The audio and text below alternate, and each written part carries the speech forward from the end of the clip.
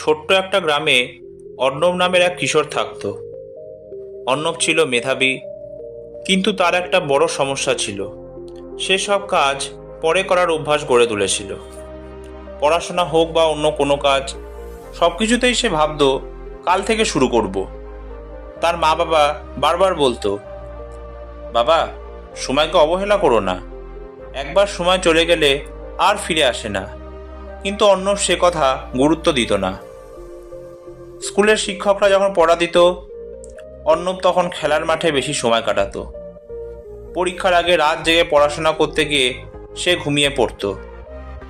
ফলে পরীক্ষায় তার ফলাফল সবসময় মাঝারি মানের হতো। তবুও সে ভাবত, আগামীবার ভালো করে পড়ব, সময় তো অনেক আছে। দিন গড়িয়ে বছর কেটে গেল। তার অনেক সহপাঠী ভালো রেজাল্ট করে বড় কলেজে ভর্তি হলো। কেউ ডাক্তার হলো, কেউ ইঞ্জিনিয়ার হওয়ার পথে এগোতে লাগলো। অথচ অর্ণব একই জায়গায় রয়ে গেল। তখন তার ভেতরে একটা অদ্ভুত শূন্যতা তৈরি হলো।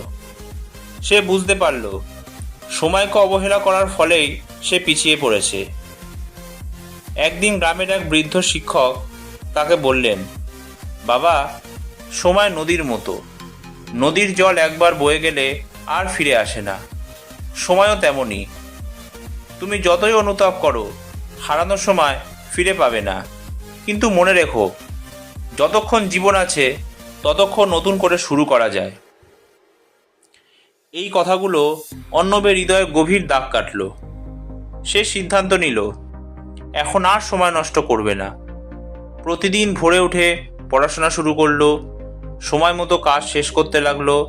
কিছুদিনের মধ্যেই তার জীবনে পরিবর্তন দেখা গেল। যেটা আগে অসম্ভব মনে হতো, এখন সে পরিশ্রম ও সময়ের সঠিক ব্যবহার করে সেটাকে সম্ভব করে তুলতে লাগলো। যদিও সে হারানো সময় ফেরত পেল না, কিন্তু বর্তমানকে কাজে লাগিয়ে নিজের জীবন নতুন পথে এগিয়ে নিয়ে গেল। ধীরে ধীরে সে চাকরি পেল, পরিবারকে গর্বিত করল এবং গ্রামবাসীদের কাছে উদাহরণ হয়ে উঠল। অর্ণব তখন সবার কাছে বলতো, বন্ধুরা, সময়কে অবহেলা করো না। একবার চলে গেলে তা আর ফিরে আসে না। আমি নিজের জীবনে সেই ভুল করেছি, আর চাই না তোমরা তা করো। বর্তমান সময় তোমার সবচেয়ে বড় সম্পদ, তাকে কাজে লাগাও। এই গল্প থেকে আমরা এই শিক্ষাই পাই, জীবনে সাফল্য পেতে হলে সময়ের সঠিক ব্যবহার অত্যন্ত জরুরি। হারানোর সময় আর ফিরে আসে না, কিন্তু বর্তমান সময়কে কাজে লাগালে ভবিষ্যৎ উজ্জ্বল করা যায়।